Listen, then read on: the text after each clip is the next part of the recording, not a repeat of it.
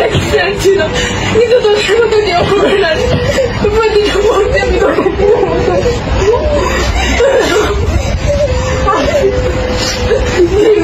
12 বছর পড়াশোনা জীবনে অনেক স্যারের সাথে পরিচয় হয়েছে, অনেক বন্ধু-বান্ধবের সাথে পরিচয় হয়েছে, কিন্তু শামীম স্যারের মতো কেউ হয়ে উঠতে পারি না পর্যন্ত।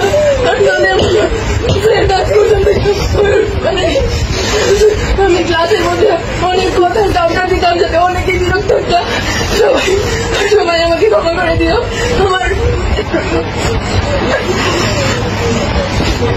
স্যার, আমি সবসময় আপনার থেকে সকল ধরনের সাপোর্ট পাই আসছি। স্যার, কোনো সময় আপনাকে শুধু স্যারের চোখে না, আপনাকে আমার বড় ভাইয়ের চোখে একজন আদর্শ গাইডলাইনের চোখে দেখে আসছি। স্যার, ভবিষ্যতে আমি চাই আপনার কাছে আদর্শ একজন শিক্ষার্থী হয়ে ফুটে উঠতে চাই। আমি